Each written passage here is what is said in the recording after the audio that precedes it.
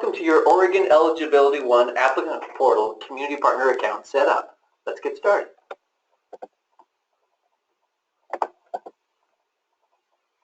So, overview. The Applicant Portal serves Oregonians who are seeking health benefit coverage. This system allows the individual to submit an application for health benefits, select a coordinated care organization, preference, and access contact information for community partners and other resources. So, when you hear Oregon Eligibility 1 system, there's the Applicant Portal and the Worker Portal. The Worker Portal went live back in December of 2015, and the users of the Worker Portal are OHA Processing Center staff. They have the ability of greater functionality within the system and able to see all applicants within the system. The Applicant Portal is the door that community partners will be using and has been live since February of 2016. Community partners are able to use the Applicant Portal to help the public submit their applications. You will be able to see all applications that your organization has submitted. Important technical information that you should know before starting to use this system is that the Applicant Portal is available in English and Spanish only. Browser requirements include Internet Explorer 8, 9, and 10, Chrome, and Firefox, the latest version. So logging into your account screen, this will look like this. If you are a community partner who does not have an existing account, you want to make sure that you follow the registration process that's going to be described in this training. Without following that, you may not be successfully setting up your account as a community partner. When your account has been completed, the screen shows you on the left in the orange circle where you will log in. It's really important that you don't jump ahead and select the Create Account button on the right that has a huge red X through it. That's how you know. That's not the place you will start today. We'll show you how you'll start today. What you can't see is Colette pointing to the screen for the Don't Create the Account button. All right, so if the user is an applicant creating their account, select Create an Account to complete the Applicant Portal profile, which is on the right side. So anytime that somebody comes to you who is an applicant and they want to create their own account, you would use the right side of the screen that says Create Account, which is the opposite of the process that you'll be using for the first time. So, community partners, before starting this process, you have to make sure that you've completed all the certification requirements. So that would have included your training, criminal history check, a formal agreement with our business team and our office, and then a couple other items as well. But you are not probably going to get this email until you've completed all of those steps. So let's assume you've completed all the other steps, and from there you will get an invitation to register your account from one.admin@dhsoha.state.or.us.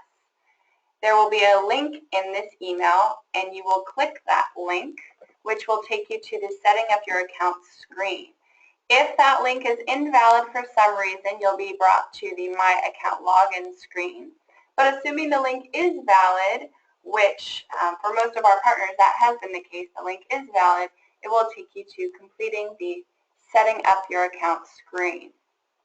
So when you're setting up your account screen for the very first time, you'll see on the screen right now a screen capture of what that looks like. Basically, it's asking you for some basic information. All of the fields are mandatory except for like middle initial. Community partners working for more than one organization, we're going to ask you to set up separate accounts for each of the organizations that you work with, and you'll set up separate usernames for each of those accounts. Document answers to security questions, so make sure that the security questions that are asked, that you write down your answers to those so that you can remember those, because you will be asked shortly to give those answers to those security questions. Oftentimes this seems like it's pretty simple, but frequently people forget what the answers were to the questions that they just put into the system just prior. So make sure you write them down so you don't forget them. Then you click the Submit button. After submitting the information on our previous screen, you will get an email, and the email will provide a link for you to verify your account. This is super important to do quickly since this link will expire within 72 hours. You want to do all of these steps in one sitting, ideally. The next screen that will appear after you select the link within that email is that on our screen right now, the Validate the New Account screen. And this is where essentially you're answering the questions that were asked just a little while ago, right? Right. Yeah. So that's why it's so important to write them down, because people frequently forget these.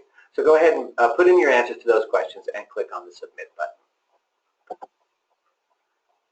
If for some reason you do forget the answers to those questions, as John mentioned, which you don't want to do, you will actually have 4 chances to answer those questions correctly.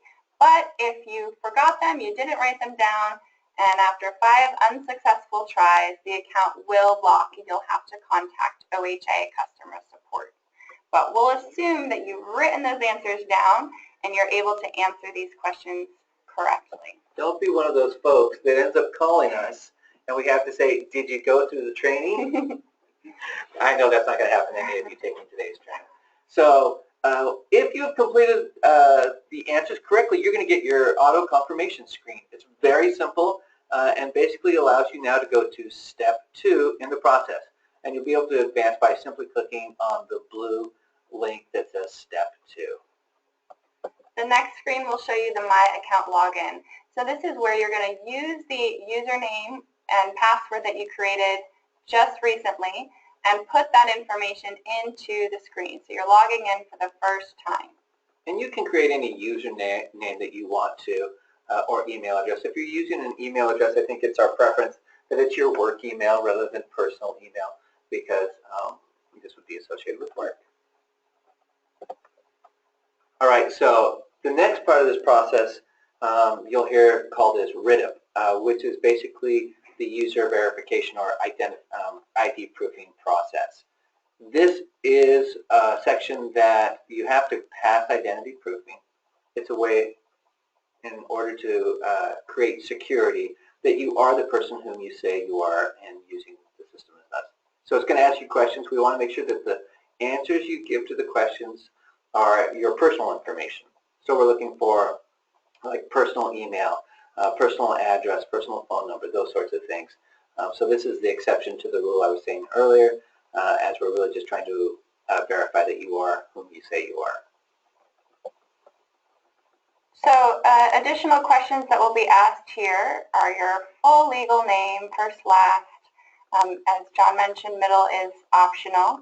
Suffix, gender, birth date, which is mandatory. Social Security number is not mandatory. However, if you provide it, it will help verify your information. So we encourage you to provide a Social Security number if you have one, and that will help us, or help Experian, who runs the remote identity proofing process, help them verify your information. Yeah, you're really less likely to not get the error of not being able to verify you. If you have one, it's best to use it. So after the community partner has filled out the required information and you click the next button, what happens is the applicant portal performs a lookup to verify your actual identity. If you cannot pass the identity proofing process, you're going to be directed to what's called the FARS screen. And it's going to give you information on what you'll need to do next. Here's what that looks like. It will ask you, the FARS screen will ask you to call Experian, which is the company who runs the remote identity proofing process for us. And Experian will assist you over the phone through the process. Basically what it's saying is that Experian doesn't have enough information on you to conduct an automatic identity proofing process, and it will have to be done manually over the phone. So the community partner, you will call Experian and go through a series of questions with Experian to try to complete the process over the phone. If the call is completed successfully and they are able to prove your identity over the phone, then they will check on the box on the back end, and you will select the box on the front end here on your screen and then select Next. So if the FAR system fails, it's going to generate a standard message, and you can sort of see it here. It says use a community partner or submit a paper application. Basically, it means that you're not able to get to the identity proofing process. Community partners should then contact the applicant portal help desk at our OHP customer support center. You see the number there on the screen, and they can go ahead and do it manually. So what we want to see first is that you're able to do it successfully. If you're not able to do it successfully, you'll use the Experian phone number that they have given you and try to resolve it there. If that ultimately is not successful, you can go ahead and call our OHP customer service center, and they'll be able to do it for you over the phone. Now, let's say a couple screens back when you answered your security questions correctly and you put in your personal information, that it was able to generate some questions for you that only you or maybe members of your family should know the answers to. So if Experian is able to generate some questions, they will provide some questions on the screen such as the following: what is the make of your car, the year of your vehicle, what's the name of the city you were born in? So some questions that you should know the answer to and few other people should know the answers to. So you'll answer those questions, and keep in mind sometimes the answer may be none of the above, so take your time through those questions. And then you will select Next. So, yay, this is the screen you'll see once you pass identity proofing. So hopefully this is what you'll see, and it'll be easy as could be. Well, if you do, you just click the next button. Multi-factor authentication is the step you'll need to go through next. After you've successfully passed remote identity proofing, the CP you will register your work email address in the next screen. So when you initially created your account and provided to the system your professional, your business email address, you'll put that same email address in here and then select Register. From there, you'll want to pull up your email inbox and find an email that is automatically generated, and it will include a little code that you will want to take that code and then put it in the screen here under Activation Code. And that's going to activate your email address and take you to the next screen. And I want to make sure that folks frequently, when they get that multi-factor authenticate email, they'll simply copy and paste it into their browser. Often when you copy and paste, it adds an extra space and does not allow you to go forward. So it's best when you get that email to actually key in the password combination that they give to you, reducing the chance that you won't get through it successfully. If you get through it successfully, this is the screen you're going to get. And it has boilerplate sort of language that you must accept the terms of using the system, which basically for the state of Oregon that you'll use it appropriately, meaning that you'll help people sign up for coverage through the Oregon Health Plan, and that you won't be stealing their information or use it for stealing people's identity, but use it for its intended purpose. You'll click the Accept button and you'll be able to move forward. The next screen you'll see is your dashboard. This dashboard, as a community partner using the system, you're going to come back to this dashboard all the time. This is your home base that has all of the different tools you need to start the process of helping someone through the application, for renewals, checking your inbox, searching those that you've already assisted. So this is kind of your home base here. You'll have 3 different tabs at your dashboard. The first is the overview, which takes you to the screen here. The second is your messages and your settings. All right, congratulations. Your One Applicant Portal account has been set up and is complete. So we hope that by following these steps, you'll be able to create your account and should have no problem. So now accessing the applicant portal. So you've set up your account successfully and you want to figure out, how do I get back to it? Where do I go? You can log in by going to OregonHealthcare.gov, and up in the upper right hand corner you'll see Community Partner Login circled there in orange on your screen. Once you click that, it's going to bring you to the landing screen for Oregon, for the Community Partner Applicant Portal. And this landing page is one that is public facing. You're actually not in the system yet. Provides some functionality, and it's where you can begin to manage your account. You'll see that there's two places circled in orange on your screen. Both of those places are ways in which you can click on the links there, and it'll allow you to log into your account. So there's more than one way to be able to, or one click on your front screen to get to your login page.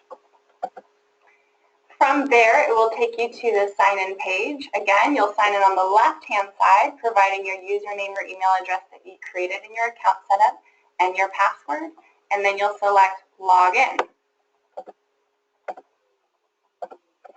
You will get that warning, that same warning screen that has that important information about using this site for its intended purpose. You'll select Accept. And then you will get that code, that multi-factor authentication code, emailed to you. And this is something that will happen every single time you log in. That's the one step that you do need to do every time you log in, is enter that access code that you'll find in an email sent to your email account. So as John mentioned, you'll read that code and then type it into the access code field, and then press Next. If for some reason you need to have that code resent, if you didn't get the email or the PIN expired, then you can just select Resend Access Code. So there's a couple things we want to point out on your dashboard, and those are your quick links.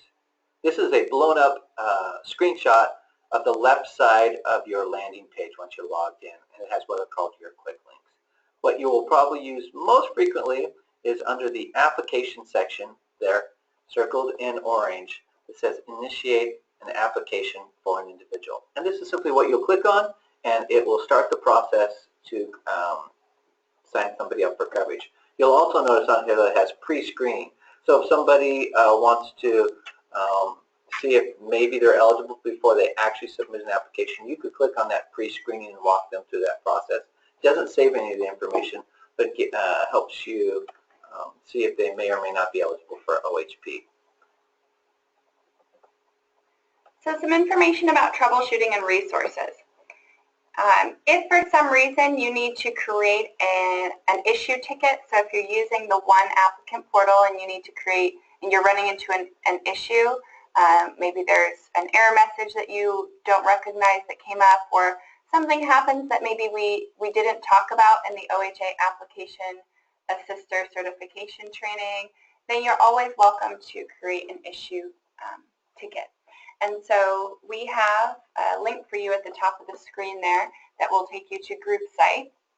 And assuming you have already set up your Group Site account, which by now you should have, then it will take you to this template email that you're seeing at the top, and tells you how to email our OHP outreach team with the necessary information for creating a ticket. And then they will help you through that issue as long as you're following this process. I think it's important to note that sometimes in the applicant portal, you may get an error message that says, please contact your ROC to resolve this. Your ROCs really are not able to resolve the IT issues, so this is your method to get all of the IT support that you need in the most efficient way. So if you haven't already joined GroupSite, we hope that you will join GroupSite. You'll see the login information there at the top of the page. The important thing about GroupSite is it is your go-to, or one of your go-to tools to be able to answer questions that you have. It's also the place where we have lots of resources for you. If you're working with a specific community and you'd like to learn more information about it, you're able to, in most instances, find resources there that should help you in working with those groups. If you're looking for a forum, frequently forums are there. So know that it's a great tool It's only as good as you make it, so I encourage everyone, of course, to use it. It's only by invitation, so you know that it's a closed site, only for community partners. So we hope that you'll go use that. Some other resources you may find useful are the Applicant Portal Account Setup Guide. This is a tool created for individuals, so individuals who are setting up their own accounts, whereas we just walked you through the process for community partners to set up their own accounts. But you may find yourself helping individuals set up their own accounts, so this guide can be useful for that process. In addition, there is a guide for applying for individuals. So account setup, then the next step would be submitting an application. So there is a guide available for individuals as well. And then in addition to that, there is just generally a ton of information about using the applicant portal system, OHP renewals, etc. And you have a link that will take you to that general kind of resource page for applicants. And there is some information targeted to community partners as well. So if you'd like to reach out to any of your regional outreach coordinators or our statewide campaign coordinators, here is their contact information with the counties listed that they serve, along with their email and phone numbers. Of course, as you are setting up your account, and should you have issues with setting up your account, there are those other resources that we listed earlier. But at some point, you may need to contact your statewide campaign coordinator or ROC, and this is their contact information. So please feel free to contact them really anytime. They're happy and eager to help. So some next steps in getting involved: start using the One Applicant Portal. It is the fastest way to assist Oregonians in applying for Oregon Health Plan. I know we talked a lot about some other important information in your certification training, so do refer back to that training when needed, but starting to use the system and getting familiar with it is the best thing you can do to really feel like an expert in using the applicant portal. In most cases, too, it's really the best customer experience because you can get an automatic eligibility determination. When you use other methods, it may take longer to get the eligibility determination. So it's the quickest way for the customer to know if they have coverage or not. You'll also want to participate in your community engagement webinars or provider collaborative webinars. Attend your regional collaborative meetings. This is super important to stay up to date on the information relating to OHP application assistance. Read your community partner newsletter. This will help support your work. Get into that group site and start getting familiar with this collaborative tool that is really helpful. And then talk to your regional outreach coordinator and other community partners for outreach support and ideas about enrollment and outreach strategies as well. With that, we take you to the end of this training. Thank you so much for sticking with us throughout this process. Know that your community partner outreach program is here to support you, so get in touch with your ROC and let us know if you run into any issues at all. Thank you. Thank you.